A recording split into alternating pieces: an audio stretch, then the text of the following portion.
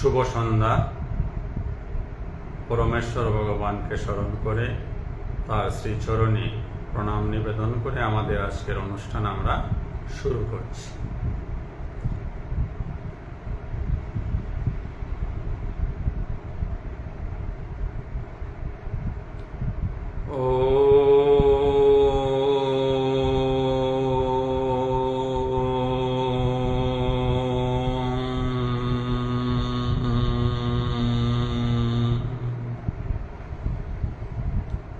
শ্রী পরমাত্মনে নমঃ। অনুষ্ঠান শুরু করব আমাদের স্বরূপ চিন্তনের মাধ্যমে। আমি শক্তিশালী আত্মা, আমি শক্তিশালী আত্মা, আমি দেহ নই, মন নই, বুদ্ধি নই, আমি নিত্য শুদ্ধ বুদ্ধ মুক্ত আত্মা, আমি সত্যি আনন্দময়।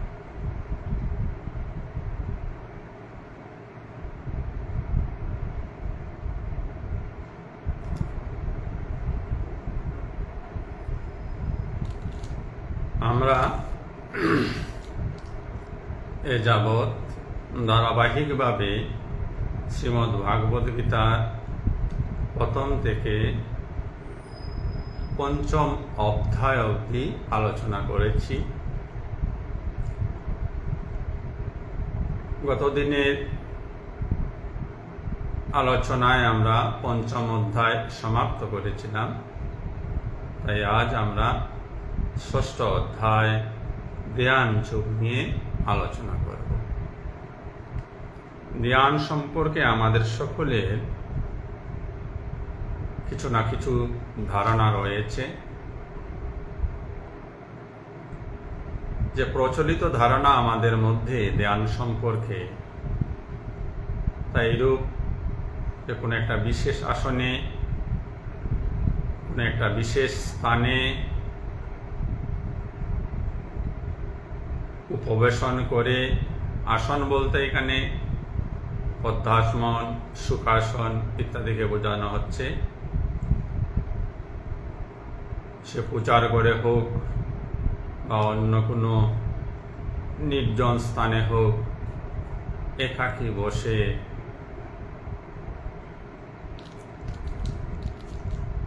ঈশ্বর সম্পর্কীয় বিষয়ের উপর চিন্তন করা, মনন করা। কেউ ঈশ্বরের নাম জপ করি, কেউ হয়তো বা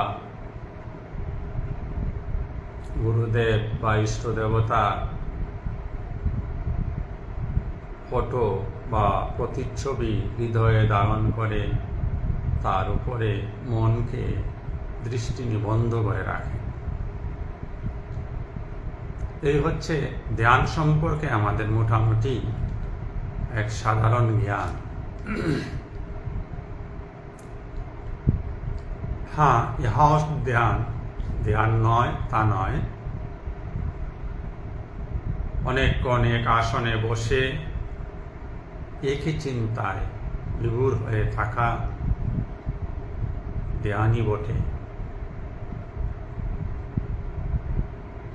ঈশ্বর চিন্তন শুধুমাত্র কিছু সময়ের জন্য, কিছুক্ষণের জন্য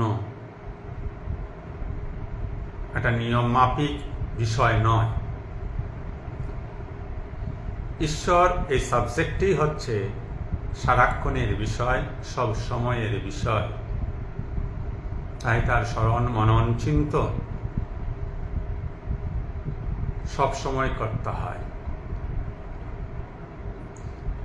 দ্যাট মিন্স ধ্যান আপনাকে, আমাকে, সবাইকে সব সময় করতে হবে। ধ্যান মানে বিশেষভাবে কোনো একটি বিষয়ের উপর মনকে যুক্ত করা। তো দিনের কাজকর্মেও আমরা ধ্যানপূর্বক করি। কেউ রান্না করছেন, হয়তো বা রান্না করার সময় তিনি কিছু এখানে মনোযোগ দেন। মনোযোগ দেওয়ার নামই ধ্যান। রান্নার উপরে যখন বিশেষভাবে আপনি মনোযোগ দিচ্ছেন, তখন সেটা ধ্যানই হয়ে যাচ্ছে, রান্নাজনিত ধ্যান। ঠিক সেইভাবে অফিসের কাজকর্মে হোক, ঘর সংসারের বা গৃহকর্মেই হোক, ব্যবসা বাণিজ্যের ক্ষেত্রেই হোক, আমরা মনোনিবেশপূর্বক কর্মটি করে থাকি। এই যে মনোনিবেশপূর্বক কর্ম করা, তার নামই ধ্যান। পার্থক্য কি? এই জাগতিক জগতে যখন আমরা কোনো বিষয়ের উপর মন দেই, সেই বিষয়টি জগতের বিষয় থাকে।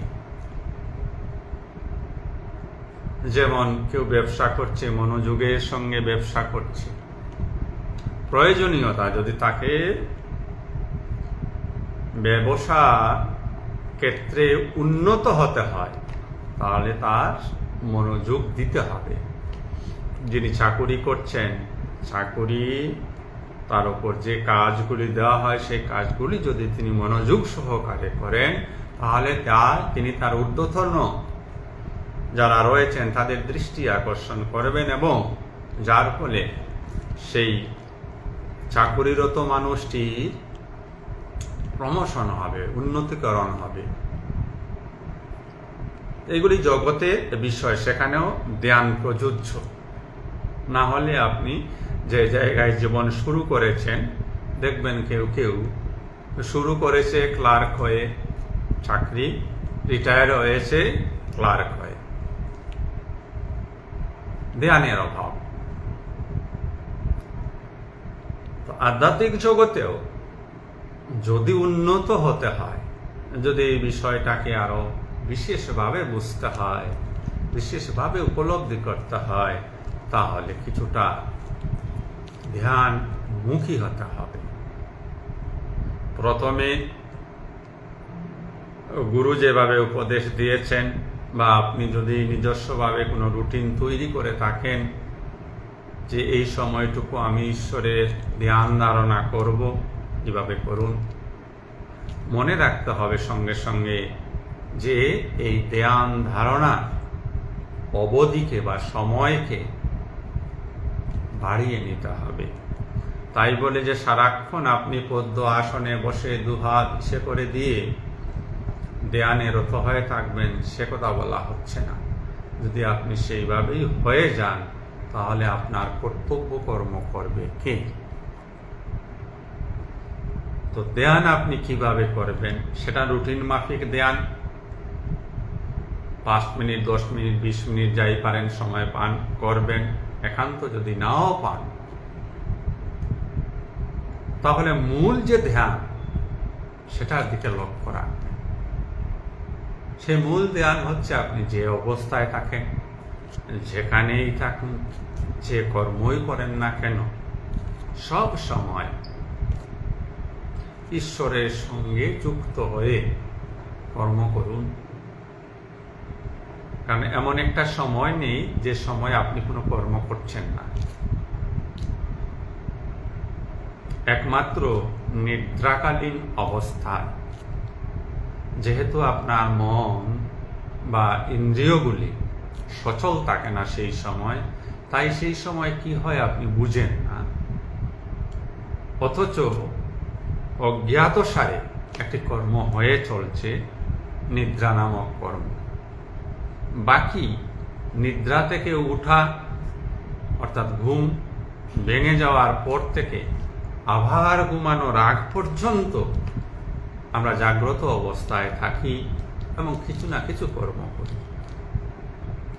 বসে থাকি যদি, সেটাও একটা কর্ম।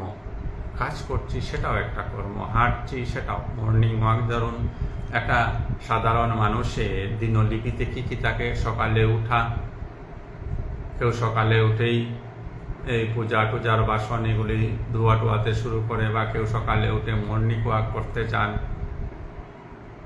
মর্নিং ওয়াক করে আসেন, হাত মুখ ধোন, চা টা খান, এই সমস্তগুলি কর্ম। এই সমস্তগুলি কর্মের মধ্যে ঈশ্বরকে যুক্ত হয়ে কর্ম করা, এই যে ঈশ্বরের সাথে আমি যুক্ত হয়ে কর্ম করব, এই যে সচেতনতা, ইহাকে ধ্যান বলা হচ্ছে, ইহাকে মনোযোগ বলা হচ্ছে আধ্যাত্মিকভাবে। তো আসুন আমরা ধ্যান যুগে ভগবান শ্রীকৃষ্ণ কি বলছেন। যারা দেরি করে জয়েন করছেন তারা হয়তো ওই ধ্যান বিষয়টি উপরে যে আলোচনা হলো তা শুনতে পাননি, তা আবারও আমি একটু রিপিট করে আমরা সরাসরি শ্লোকের মধ্যে চলে আসব।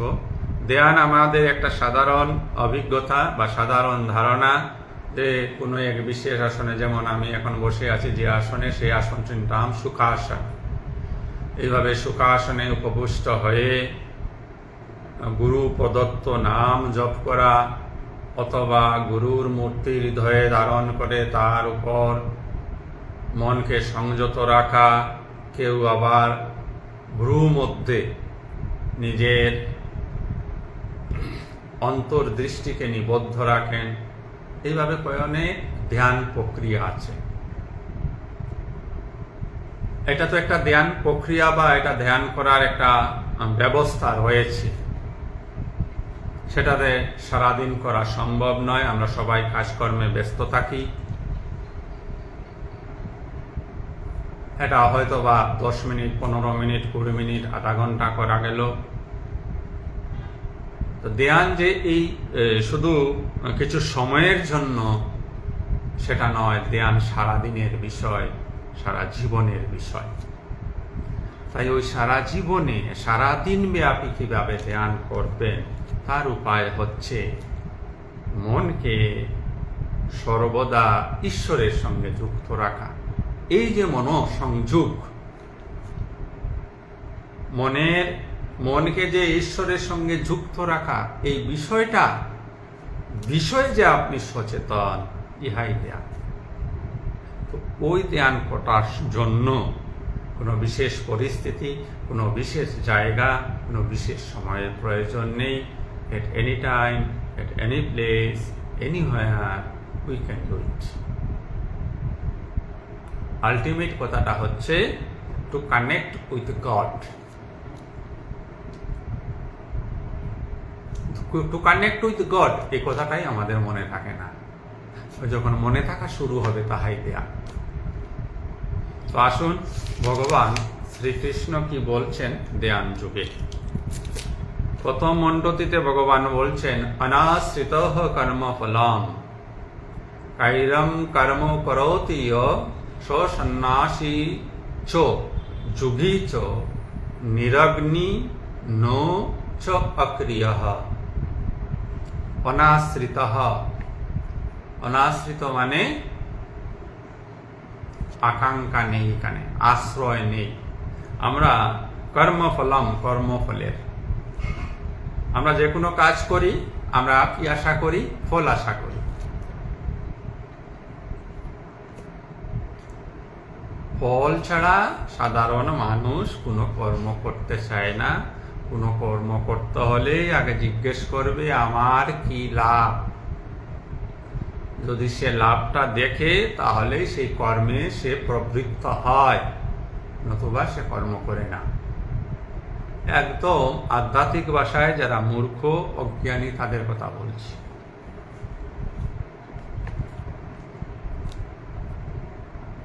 আর আধ্যাত্মিকতায় বলা হচ্ছে অনাশ্রিত কর্ম ফলম কাইদম কর্ম। অনাশ্রিত মানে ফলের আশ্রয় না হওয়া, ফলের আকাঙ্ক্ষা না করা। কাইজম কর্ম, কর্তব্য কর্মগুলি। যেমন আমরা কিছু কর্তব্য কর্ম করি, প্রতিদিন করি,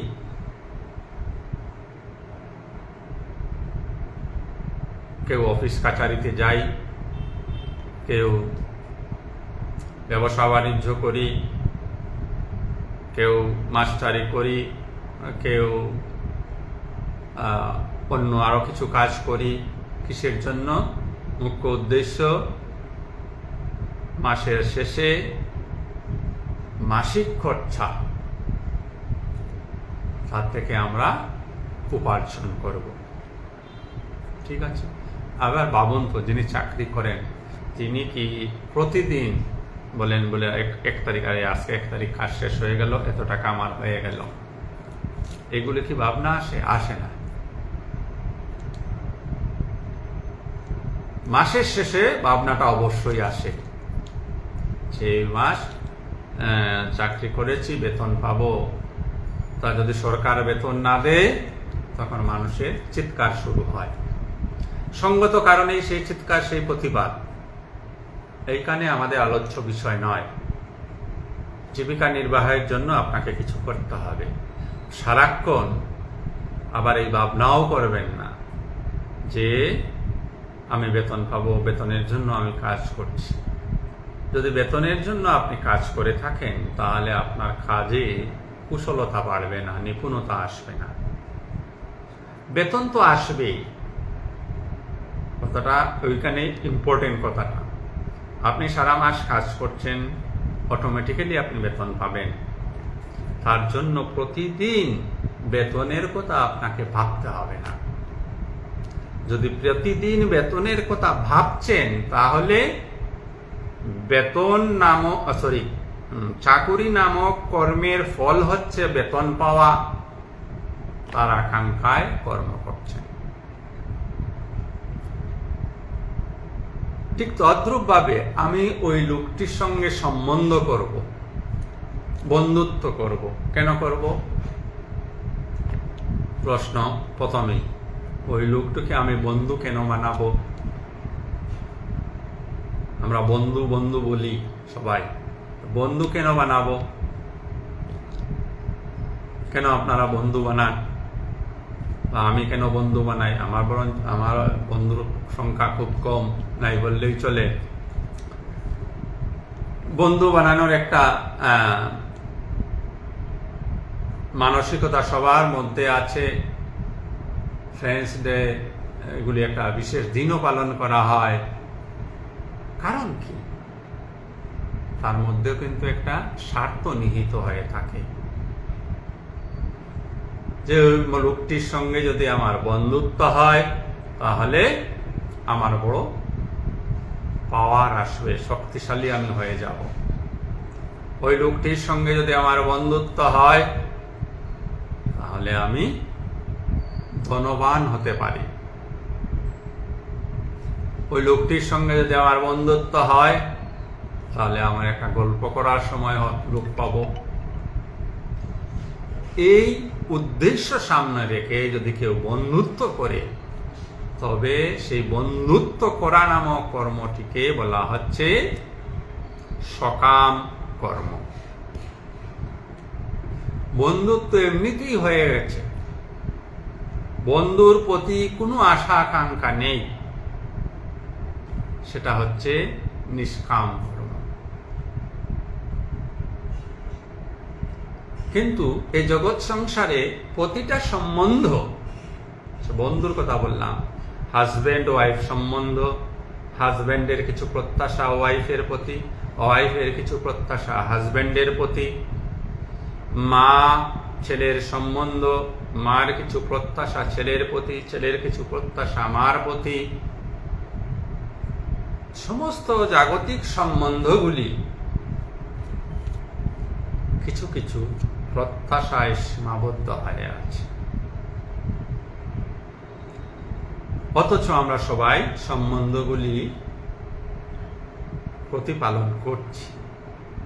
এই প্রত্যাশা রেখে যখন আপনি সম্বন্ধগুলি নির্বাহ করবেন, যেমন কোনো পিতা যদি পুত্রের উপর প্রত্যাশা রেখে পুত্রকে শিক্ষা দীক্ষা ইত্যাদি করায় এবং পরবর্তী সময়ে সে পুত্র যদি পিতাকে না দেখে, বাবাকে না দেখে, বা বাবার খোঁজ খবর না রাখে, তাহলে কি হবে?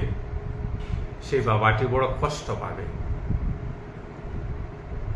তাই শাস্ত্র আগে থেকেই বলে দিচ্ছে, কাহারও প্রতি কোনো প্রত্যাশা রাখা যাবে না যদি দুঃখ থেকে মুক্ত থাকতে চাও। তাহলে এবার সম্বন্ধগুলি কিভাবে নির্বাহ করা? সম্বন্ধগুলিকে আকাঙ্ক্ষা রহিত হয়ে, প্রত্যাশা রহিত হয়ে সম্বন্ধগুলিকে নির্বাহ করো।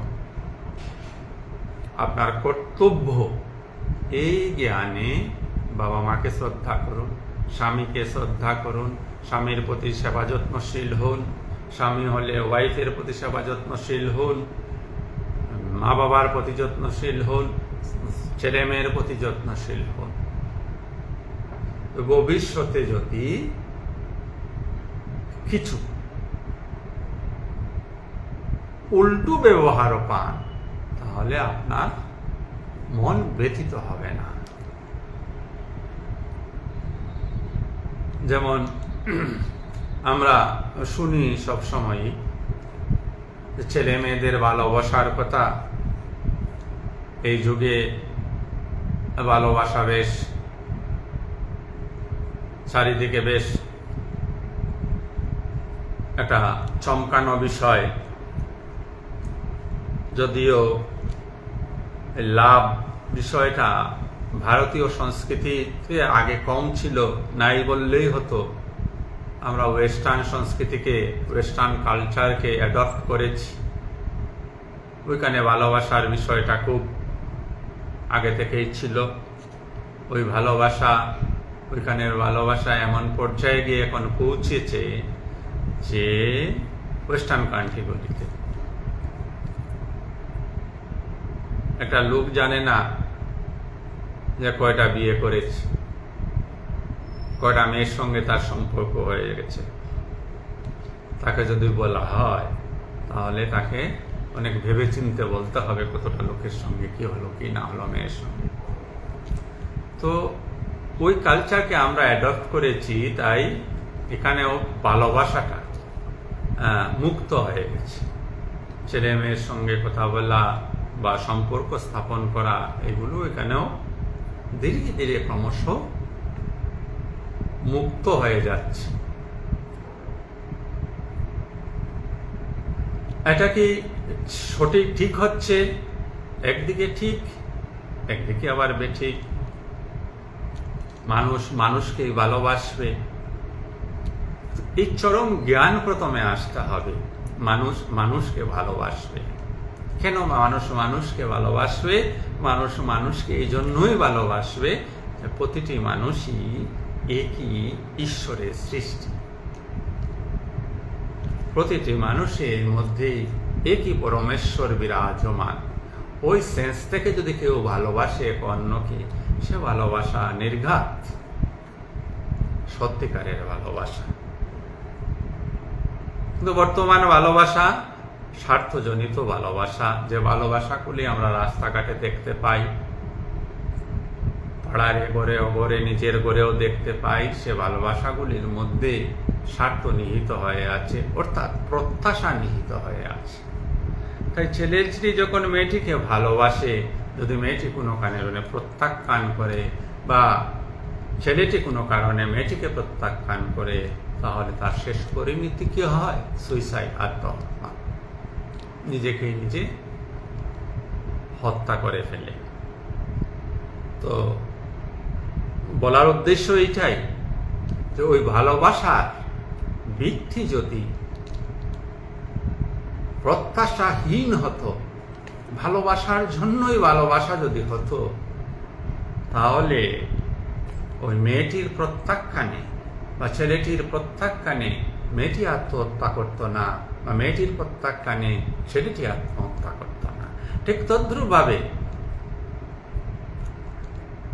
এই গৃহ সংসারে, জগৎ সংসারে আমরা যখন প্রত্যাখ্যিত হই কাহার দ্বারা, তখনই আমরা দুঃখ পাই, কষ্ট পাই।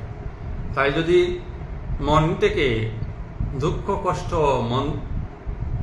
কষ্ট থেকে যদি মনকে বিমুক্ত করতে হয়, কোনো কর্মের ফলের আকাঙ্ক্ষা করা চলবে না, অথচ কর্ম করে যেতে হবে। 2 conditions, এক, কর্ম তো করতেই হবে, there is no other option. Number 2, কর্ম করবেন অথচ কর্মফলের আকাঙ্ক্ষা করা চলবে না। তাই ভগবান প্রথম শ্লোকে বললেন, অনাশ্রিত কর্ম ফলম কার্যম কর্ম করোতি ইয়ঃ। যে কর্ম ফলের আকাঙ্ক্ষা ত্যাগ করে যিনি কর্ম করেন, সো সন্ন্যাসী, তিনি সন্ন্যাসী।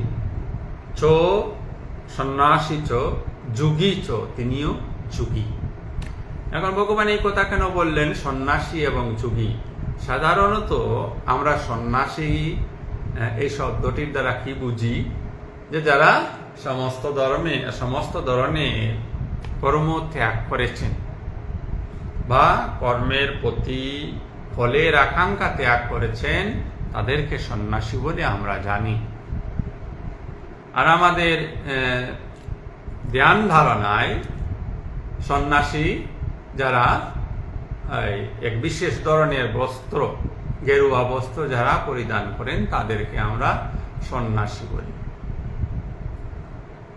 এটা আমাদের সাধারণ স্থূল বুদ্ধি, বা শাস্ত্র অনুসারে যদি এই কথাটা আমরা বিচার করি, সেখানে আমরা দেখব যে সন্ন্যাসী তারা যারা জাগতিক কর্ম থেকে অব্যাহতি নিয়ে নিয়েছেন, জাগতিক কর্ম ত্যাগ করে দিয়েছেন, কর্মের প্রতি কোনো আকাঙ্ক্ষা নেই, গৃহ সংসার ত্যাগ করে দিয়েছেন, তারা সন্ন্যাসী হয়ে গেছে। যোগী কারা? ওইখানে আমাদের একটু কনফিউশন হয়। যোগীর মধ্যে এক হচ্ছেন রাজযোগী, এক হচ্ছেন কর্মযোগী, আবার জ্ঞানযোগীও হয়,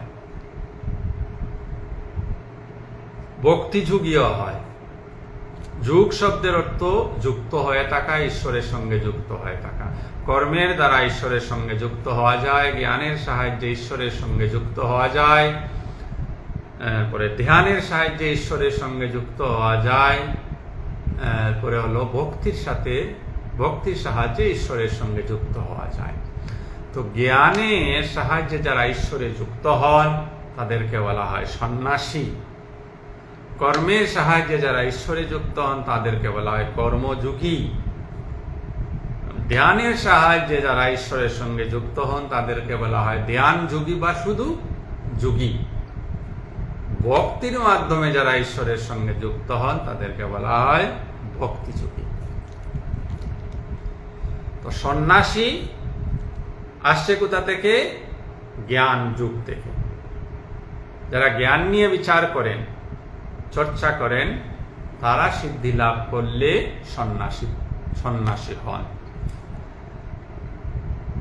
তো কেউ সন্ন্যাসী হয়ে গৃহত্যাগ করে ফেলেন, কেউ জ্ঞান চর্চার মাধ্যমে সন্ন্যাসী অবস্থা প্রাপ্ত হয়ে এই সংসারেই থাকেন, গৃহের মধ্যেই থাকেন, তারাও সন্ন্যাসী, জানতে হবে।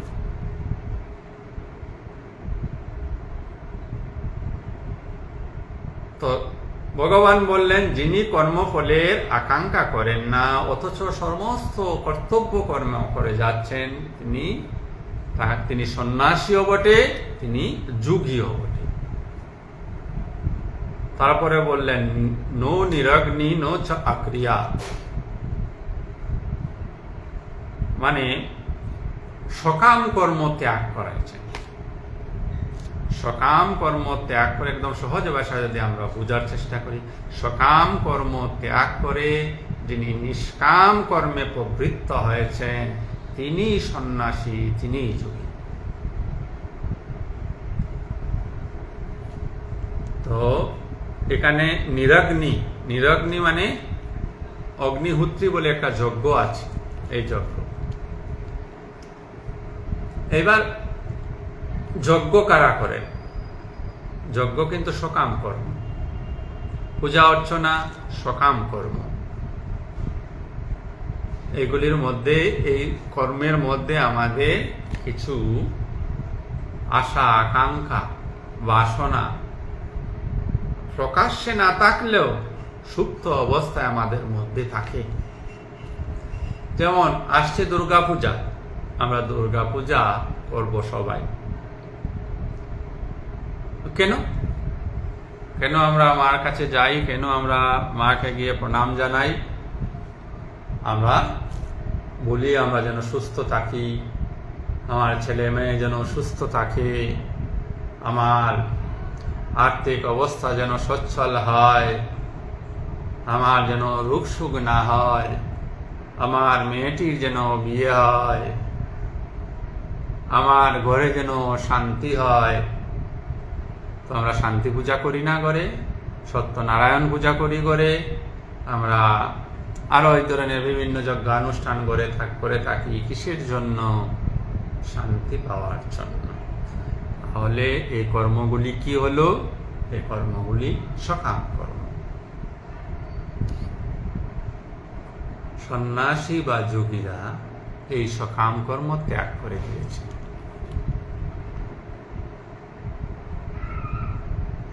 তো পূজা অর্চনা যখন করবেন, অন্যরা কি করছে করুক, কাউকে বলতে যাওয়ার প্রয়োজন নেই। সর্বদা যেন একটু চেষ্টা রাখি আমরা ওইখানে যেন এই আমার শরীর ভালো করে দাও, আমার মেয়েটির বিয়া করিয়ে দাও, আমাকে একটি চাকরি পাইয়ে দাও, ওই লোকটার ক্ষতি করে দাও, এইগুলি যেন চাওয়া পাওয়া আমরা না করি। শুধু তিনি দেবী দেবতার কাছে যেন প্রার্থনা জানাই যে আমাদের জ্ঞান দাও, ভক্তি দাও, বৈরাগ্য দাও। ঈশ্বরের নিকট থেকে চাওয়ার এই তিনটাই শব্দ আছে, অন্য কিছু নেই। আর এর মধ্যেই শান্তি, মহা আনন্দ সব লুকিয়ে আছে। ঠাকুর রামকৃষ্ণদেব যখন বিবেকানন্দের আর্থিক অবস্থা সম্পর্কে জ্ঞাত হলেন, যে বিবেকানন্দের আর্থিক অবস্থা খুব খারাপ চলছে, সে বেটা খেতে পারছে না, জানার পরেও কিন্তু তিনি বিবেকানন্দকে কিছু জিজ্ঞেস করেননি। বিবেকানন্দ তখন নরেন্দ্রনাথ দত্তই ছিলেন। তো অন্য ভক্তদের কথা শুনে ঠাকুরকে গিয়ে একদিন বললেন যে তুমি তো মার সঙ্গে কথা বলো, তো মাকে বলো আমাকে একটু আমার যেন আর্থিক এই অনটনটাকে যেন গুছিয়ে দেন। তো ঠাকুর বললেন এইসব আমি চাইতে পারবো না, আজকে অমাবস্যার দিন আছে, ভালো মঙ্গলবার না শনিবার ছিল, তুই গিয়ে বললেই কাজ হয়ে যাবে, যা, এইটুক তোকে আমি এসনে দিলাম। তো বিবেকানন্দ গেল, এটা সবাই জানেন, তবুও বলছি। তো সে গিয়ে যখন, এতদিন কালিমাকে সে মানত না, ওই মূর্তিটির সামনে যখন গিয়ে দাঁড়ায় তখন সে নিজেকে ভুলে যায়। এই ভুলে যাওয়ার নামই হচ্ছে আত্মসমর্পণ করে দেওয়া। তাই সে চাইতে পারে না মা আমাকে অর্থ দাও, মা আমার খিদা মিটিয়ে দাও, সে চাইতে পারেনি। সে চেয়েছে আমাকে বিদ্যা দাও, বুদ্ধি দাও, জ্ঞান দাও, বিবেক দাও, বৈরাগ্য দাও। তো ঠাকুরকে যখন ফিরে এলো, ঠাকুর জিজ্ঞেস করলেন কিরে চাইনি? বললো না, আমি তো ওই কথাটা চাইতে পারলাম না, লজ্জা লেগে গেল। সে কিরে? এইভাবে 2-3 বার পাঠালেন, কিন্তু সে চাইতে পারল না। তো তখন ঠাকুর বলেছিলেন ঠিক আছে, তোর মোটা ভাত কাপড়ের অভাব হবে না।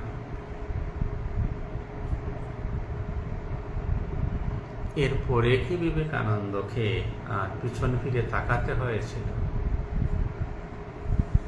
যা তিনি চেয়েছিলেন তার মধ্যে দিয়েই তিনি পৃথিবীর সকল মানুষের শ্রদ্ধাভাজন পূজনীয় হয়ে গেলেন। যদি অর্থ চাইতেন, যদি মান সম্মান টাকা কড়ি চাইতেন, তাহলে ওই মুষ্টিমেয় কিছু লোক জানত।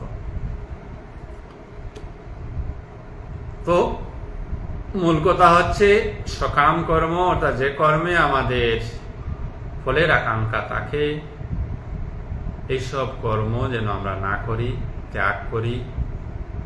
ওই একই কর্ম সকাম হবে, একই কর্ম নিষ্কাম হবে।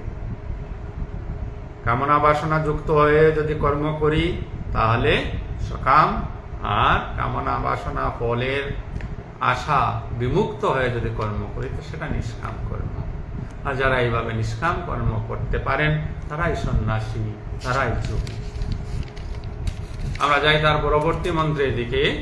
দ্বিতীয় মন্ত্রে ভগবান বলছেন, ইয়ম সন্ন্যাসমিতি প্রাহুর যুগম তম বিদ্ধি পাণ্ডব নহি সংন্যস্ত সংকল্প যোগী ভবতি কশ্চন। যাকে সন্ন্যাস বলা হয় শাস্ত্রীয়ভাবে তাকে যোগী বলা হয়। কারণ সন্ন্যাসী যেমন সমস্ত ধরনের কামনা বাসনা সংকল্প ত্যাগ করেন, যোগীও যতক্ষণ কামনা বাসনা সংকল্প ত্যাগ করতে না পারেন ততক্ষণ যোগী হতে পারেন না। তাহলে বৌদ্ধিকটা সন্ন্যাসী এবং যোগী একই অবস্থা, উভয়েই কর্ম ত্যাগ করেছেন। কি কর্ম? সকাম কর্ম।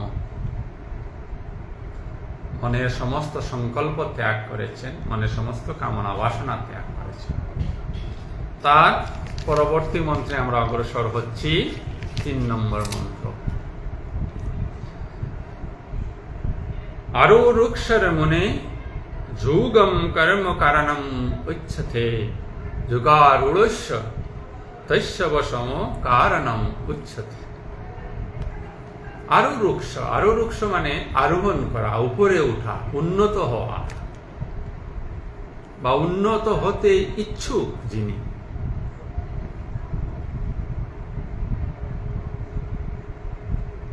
তাকে কি করতে হবে? তাকে মুনে মানে যিনি মুনি মানে যিনি মনন করতে পারেন, তাকে কি করতে হবে? যুগম, যুগ, অষ্টাঙ্গ যুগ করতে হবে। কথাটা যেন আমরা বুঝি, যোগী হতে হলে অষ্টাঙ্গ যুগের প্রয়োজন।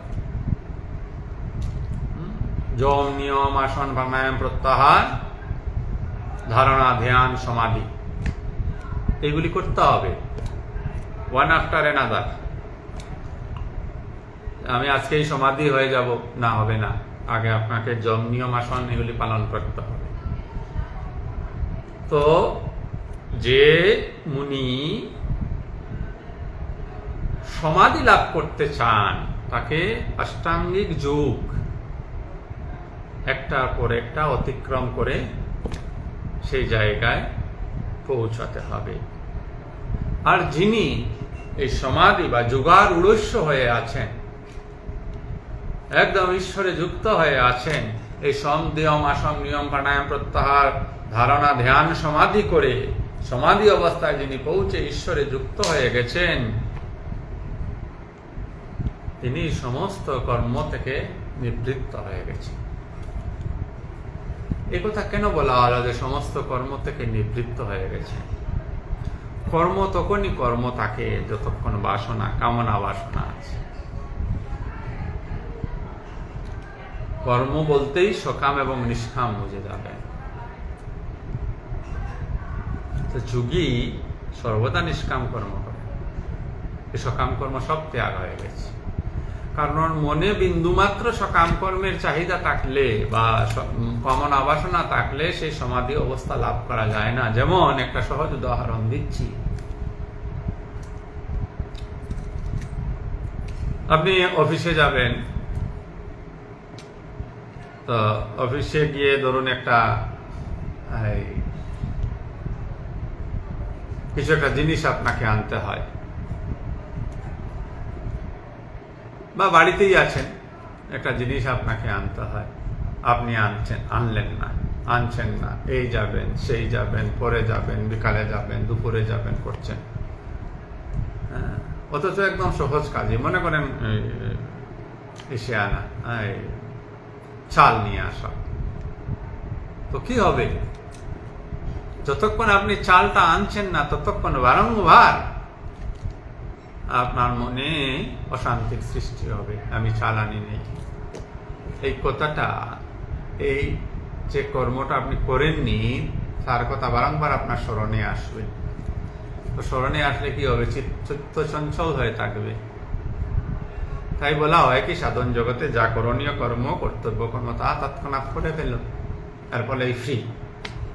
ঈশ্বর সাধন করতে তখন সুবিধা। উদাহরণটা কেন দিলাম? এই যে চাল আনা একটা বাসনা, এটা কর্ম বাকি রয়েছে, এটা সম্পূর্ণ হয়নি, তাই বারংবার মনে হয়তো বা ঘরের লোকও 2-4 বার বলল, আপনি আলস্য করেই হোক বা অন্য কোনো কাজে ব্যস্ত থাকার জন্য যাওয়া হচ্ছে না।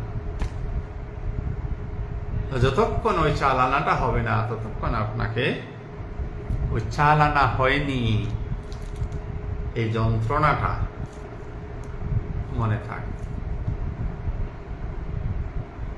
তখন আপনি কোনো কাজে দৃঢ়তার সঙ্গে ধ্যানের সঙ্গে যুক্ত হতে পারবে। ও ডিস্টার্ব করবে ওইটা মাঝে মধ্যে এসে।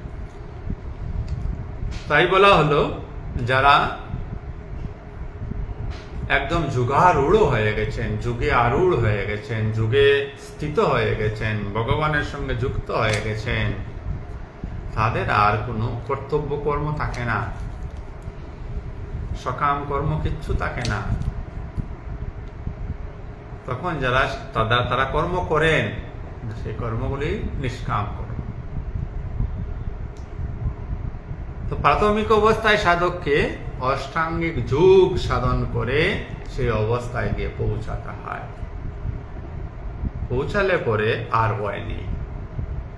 তো যিনি উন্নত হতে ইচ্ছুক তাকে সাধনের প্রক্রিয়ায় অগ্রসর হতে হবে। এমন নয় যে আজ করলাম, 3 দিন পর 3 দিন নেই, আর আমার দুঃখ যাচ্ছে না, এত ঈশ্বরকে ডাকছি, আমার তো সংসারের যন্ত্রণা মিটছে না, মনের যন্ত্রণা মিটছে না, বললে হবে না। এটা একটা প্রক্রিয়া। আপনি একটুখানি সময় ঈশ্বরকে ডাকলেন, তাও আবার কামনা বাসনা নিয়ে ডাকছেন, উদ্দেশ্য একটা, আমার মনের শান্তি হোক, বা আমার মেয়ের বিয়া হোক, বা আমার অসুখটা সেরে যাক। এই উদ্দেশ্য নিয়ে আপনি ঈশ্বরের শরণাপন্ন হয়েছেন। আমরা পরবর্তী অধ্যায়গুলিতে 7 নম্বর অধ্যায়ে পাবো, ভগবান বলছেন 4 ধরনের লোক আমার কাছে আসে: আর্থ, অর্থার্থী, জিজ্ঞাসু আর জ্ঞান। আর্থ মানে বিভিন্নভাবে শারীরিক, মানসিক কষ্ট যারা পায় তারাই যায় ভগবানের কাছে, ঈশ্বরের কাছে। ওইটা শেষ হলো, সে এসে চুপ করে বসে গেল, আর ঈশ্বরের প্রয়োজন নেই।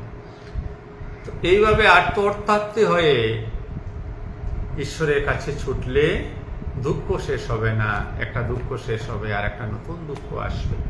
মেয়ের বিয়ে হয়ে যাবে, দুঃখ মেয়ের বিয়ে, হয়তো মেয়ের বিয়ে হয়ে গেল, পরে আবার তো দুঃখ আসবে, হয়তো তা মেয়ের জামাই ঠিক পড়েনি, অথবা মেয়ের ঘরে বাচ্চা হচ্ছে না, সমস্যা তো হয়ে থাকবে না। তো নিরন্তর প্রচেষ্টার মধ্যে যেতে হবে। মুখ্য উদ্দেশ্য হচ্ছে কোনোভাবেই যাতে আন্তরিক দুঃখ থাকতে না পারে, আন্তরিক দুঃখের সমূলে যাতে বিনাশ হয়, এক আনন্দ এবং শান্তিপূর্ণ জীবন আধ্যাত্মিকতার উপহার হয়। তার পরবর্তী মন্ত্রে ভগবান বললেন, শ্লোক নম্বর 4, यदा हि नो इन्द्रियार्थेषु नो कर्मसु अनुषज्यते सर्वसंकल्पसन्नाशी जुगारूढ़ो तद उच्यते। ইন্দ্রিয়ার্থেষু, ইন্দ্রিয় চক্ষু কর্ণ নাসিকা জিহ্বা ও ত্বক এবং মন বুদ্ধি চিত্ত অহংকার। পরের চারটি অন্তঃকরণ মন বুদ্ধি চিত্ত অহংকার, আর চক্ষু কর্ণ নাসিকা জিহ্বা ও ত্বক জ্ঞান ইন্দ্রিয়, আর হাত পা উপস্থ বায়ু জিহ্বা এগুলি হচ্ছে কর্মেন্দ্রিয়। তো এই ইন্দ্রিয়গুলির বিষয়, যেমন পায়ের বিষয় কি? পা একটি ইন্দ্রিয়, তার বিষয় কি? হাঁটা। হাতেও একটি ইন্দ্রিয়, হাতের বিষয় কি? দেওয়া, প্রদান করা, কাজ করা। নাকের বিষয় কি? ঘ্রাণ। চোখের বিষয় কি? দেখা। ইন্দ্রিয় এবং প্রতিটি ইন্দ্রিয়ের বিষয়।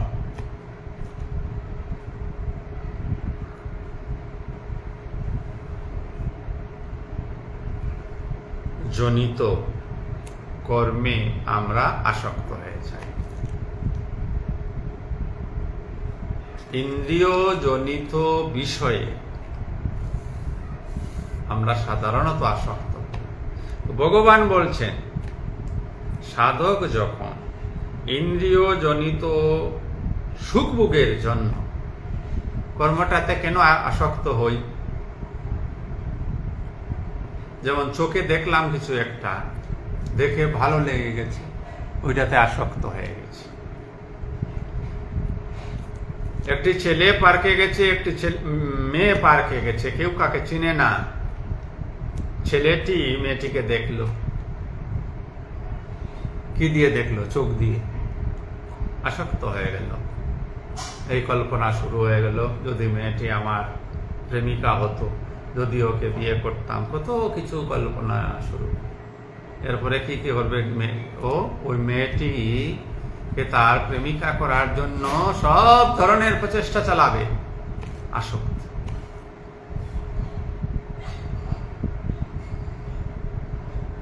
প্রথমে চোখ দেখলো, বিষয় মেয়েটি, চোখের বিষয় দেখা, মেয়েটিকে সে দেখলো। এবার ইন্দ্রিয়, মন নামক ইন্দ্রিয়ে আসক্তির সৃষ্টি হলো, ওই মেয়েটিকে চাই। তো সাধককে কি করতে হয়? মনে এই ধরনের যত সংকল্প আছে সব ত্যাগ করতে হবে ইন্দ্রিয় সুখভোগের জন্য। ইন্দ্রিয় সুখভোগ জনিত সমস্ত সংকল্প সাধক ত্যাগ করেন। যার ফলে তিনি কি হয়? সকাম কর্মের প্রতি তার অনাসক্তি হয়। এই যে ছেলেটি মেয়েটিকে দেখে আকৃষ্ট হয়ে গেল, অর্থাৎ আসক্তগ্রস্ত হয়ে গেল, মেয়েটিকে পাওয়ার জন্য সে বিভিন্ন কাজ করবে। কি করবে? ধরুন ওই মেয়েটির দিকে সে তাকিয়ে থাকবে, বা ওই মেয়েটির সঙ্গে কথা বলার চেষ্টা করবে, বা ওই মেয়েটিকে একটি চিঠি লেখার চেষ্টা করবে, ওই মেয়েটির মোবাইল নাম্বার নেওয়ার চেষ্টা করবে, ওই মেয়েটিকে উপহার দেবে। আস্তে আস্তে এই সমস্ত কর্মগুলি কেন? উদ্দেশ্য কি? মেয়েটি প্রাপ্তি, মেয়েটির সঙ্গে বন্ধুত্ব স্থাপন করা। এই সবগুলি সকাম কর্ম। তো এ সিরিজ অফ সকাম কর্ম তাকে করতে হবে। একমাত্র একটা ইন্দ্রিয় চোখ, চোখের কাজ হচ্ছে কোনো দৃশ্যকে দেখা। ও চোখ দৃশ্যটাকে দেখলো, কি দেখলো? মেয়েটিকে দেখলো, তারপরে মনে আসক্তি জন্মালো। চোখে আসক্তি জন্মায় না, মনে আসক্তি জন্মায়। ওই আসক্তিতে সে বিভোর হয়, অন্ধ হয়ে গেল। এক মাসে হয়তোবা সে মেয়েটির সম্পর্কে কত ভাবনা ভেবেছে, মেয়েটির সঙ্গে সাক্ষাৎ করার জন্য, কথা বলার জন্য, দেখা করার জন্য কত ধরো কাজ করে ফেলেছে। উদ্দেশ্য কিন্তু একটাই, মেয়েটিকে চাই।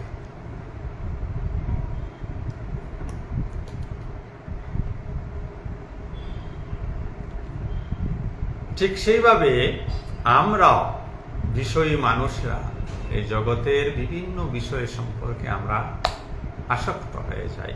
কারো একটা দেখলাম যে ধরুন কারো একটা গাড়ি দেখলাম, এমনিতেই আমার লেগে গেল, আহা কি সুন্দর গাড়ি, যদি আমার একটা হতো। এই বাস বিপদে পড়ে গেলে, যদি আমার একটা হতো, এই বিপদ শুরু হয়ে গেল। এইবার এইটা প্রাপ্তির জন্য আপনি চেষ্টা করতে থাকবেন, মানে এই কাজ আপনাকে করতে হবে। আমি বলছি না এই জন্য যে গাড়ি আপনার চাই না, তা না, গাড়ি আপনার চাই।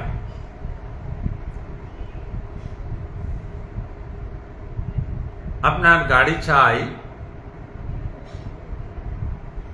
এই ধারণাটাকে আপনি রাখুন আপনার কাছে, রেখে আপনি আপনার বর্তমান অবস্থাটাকে বিচার করুন। অর্থনৈতিক অবস্থা, অর্থনৈতিক অবস্থার বিচার করে যদি এই মুহূর্তে সম্ভব অবশ্যই কিনবেন, সম্ভব নয় যে আমাকে আরো এই প্ল্যান করতে হবে, এই হলে হবে, ঠিক আছে। তার এটার ভাবনায় ভাবিত হয়ে থাকবেন না, প্ল্যান করে এটা ছেড়ে দিলেন, বাস আপনার দৈনন্দিন কাজ করে যেতে হবে। বর্তমানে থাকতে হবে, বর্তমান অবস্থার উপর নির্ভর করে। এই মুহূর্ত আমাদের বর্তমান, কালকে ঠিক এই সময়টা আমাদের কাছে বর্তমান হবে, আগামীকাল রাত্রে ঠিক এই মুহূর্তটা আমাদের কাছে বর্তমান হবে। আজকের এই বর্তমান অবস্থা আর আগামীকালকে এই মুহূর্তের বর্তমান অবস্থার মধ্যে তফাৎ হবে। ধরুন আজকে বর্তমান অবস্থায় আমি এই মুহূর্তে একটা লটারি কাটলাম, কালকের দিনের বেলায় আমি 1 কোটি টাকা পেয়ে গেলাম। তো আজকের এই বর্তমান অবস্থায় এই গাড়ি কেনার মতো ক্ষমতা আমার নেই। এই বর্তমানে যা কিছু আমি করলাম, লটারি কেটেছিলাম টিকিট, পরের দিন টিকিটের টাকা পেয়ে গেছি, তো পরের দিন ঠিক এই 10টার দিকে যে বর্তমান অবস্থাটা হবে, তখন আমার কাছে গাড়ি কেনার মতো সামর্থ্য, আমি গাড়ি কিনে নেব। কিন্তু এর সঙ্গে আসক্ত হতে নেই, এই বর্তমানে বাঁচতে হয়, বর্তমানে থাকতে হয়। তো যুগে সমস্ত জড় সুখভোগ, ইন্দ্রিয়জনিত সুখভোগের সংকল্প ত্যাগ করেন আর সকাম কর্মের প্রতি অনাসক্ত হয়ে যান। তিনি যুগারূঢ় অবস্থা প্রাপ্ত হয়েছেন, ঈশ্বরের সঙ্গে যুক্ত হয়ে আছেন। তার পরবর্তী মন্ত্রটি হচ্ছে মন্ত্রক্রম সংখ্যা 5, উদ্ধরেত আত্মন আত্মনাম, নো আত্মনাম অবসাদয়েত, আত্মৈব হি আত্মনা বন্ধু, আত্মৈব রিপুর আত্মনা। উদ্ধরেত মানে উদ্ধার করা, নিজেকে উদ্ধার করা যায়, নিজেই নিজেকে উদ্ধার করতে হবে, অন্য কোনো রাস্তা নেই, there is no other way. তো বলা হলো উদ্ধরেত, নিজেকে নিজে উদ্ধার করা কর্তব্য। কিভাবে? এই মনই আপনাকে উদ্ধার করবে, মনের দ্বারা আপনি নিজেকে উদ্ধার করতে হবে। নো আত্মন অবসাদয়েত, আত্মন বলতে এখানে মন, কোন অবস্থাতেই মনকে অধপতিত করবেন না। আত্মৈব হি আত্মন বন্ধু, এই মনই আপনার বন্ধু। আত্মৈব রিপুর আত্মন, এই মনই আপনার শত্রু। মন কখন বন্ধু হয়? যখন মন আমাদেরকে সত্যের দিকে, শাস্ত্রীয় কর্মের দিকে, ঈশ্বরের দিকে অগ্রসর করে, সেই মন আমাদের বন্ধু। আর যে মন আমাদেরকে সংসারের দিকে, সকাম কর্মের দিকে, আমাদেরকে দুঃখ কষ্টের দিকে নিয়ে চলে, সে মন আমাদের শত্রু। মনের পরিচালক আপনি, আমি, আমরা সবাই নিজ নিজ মনের পরিচালক আমরা। কিন্তু একটা অস্বাভাবিক ঘটনা এখানে ঘটে গেছে। আমরা মনের পরিচালক হয়েও, ডাইরেক্টর হয়েও, মন কিন্তু আমাদের ডাইরেকশন দিচ্ছে। যেমন একটা ফিল্ম যখন তৈরি করা হয়, ডাইরেক্টর থাকে এবং অ্যাক্টর থাকে। অ্যাক্টরকে কি করতে হয়, যে তিনি যত বড়ই অ্যাক্টর হন না কেন, ডাইরেক্টর যেভাবে বললেন সংলাপটি এইভাবে তাকে ডেলিভারি দিতে হবে, তাকে এইভাবে পোজ করতে হবে, তার গেস্টার এইরকম হতে হবে। ডাইরেক্টর ডাইরেক্ট করে। যদি অ্যাক্টর ডাইরেক্টরকে ডাইরেক্ট করতে থাকে, তাহলে ফিল্ম হবে না, ফিল্ম শেষ হয়ে যাবে। কেন হবে না? ডাইরেক্টর এই গোটা ফিল্ম সম্পর্কে, ডাইরেক্টর শুধু একটা ক্যারেক্টারকে নিয়ে নয়, ডাইরেক্টর অনেকগুলি ক্যারেক্টারকে এই সমস্ত চিত্রের মধ্যে কাকে কিভাবে, কোন জায়গায়, কাকে দিয়ে কি বলাবেন, সমস্ত কিছু তার মাথায় রয়েছে। তাই তিনি টাইম টু টাইম সবাইকে এইভাবে ডাইরেকশন দিয়ে চলছেন। প্রতিজন আর্টিস্ট যদি নিজের ইচ্ছা মতো করতে শুরু করে, তাহলে মুশকিল হয়ে যাবে, ফিল্ম হবে না। ঠিক সেইভাবে মন অ্যাক্টর, মনকে দিয়ে আমরা কাজ করা। কিন্তু হয় কি, মন আমাদের ডাইরেক্টর হয়ে গেছে। যেখানে মন ডাইরেক্টর, সেখানে জীবনে দুঃখ কষ্ট। যেখানে আপনি ডাইরেক্টর, আপনার শুদ্ধ চেতনা ডাইরেক্টর, সেখানে আপনি জীবনে শান্তি এবং আনন্দ অবশ্যই লাভ করবেন। তো নিজেকে উদ্ধার করতে নিজেকেই চেষ্টা করতে হবে, আর উদ্ধার করাই মানুষের কর্তব্য। কখনো নিজেকে অধপতিত করা চলবে না। এই মনই আমাদের বন্ধু, যদি তা আমাদেরকে উদ্ধার করতে সহায়ক হয়। এই মনই আমাদের শত্রু, যদি ইহা আমাকে অধপতিত করে। আমরা আজকের আলোচনা এখানেই সমাপ্ত করব। যারা যারা আজকের এই ফেসবুক লাইভ অনুষ্ঠানে উপস্থিত রয়েছেন, সবার অন্তরস্থ আত্মাকে আমার সশ্রদ্ধ প্রণাম। সবাইকে আবার অনেক ধন্যবাদ। ওম শ্রীরামকৃষ্ণার্পণম অস্তু। শুভরাত্রি। সবাই ভালো থাকুন, সুস্থ থাকুন, আনন্দে থাকুন। ধন্যবাদ।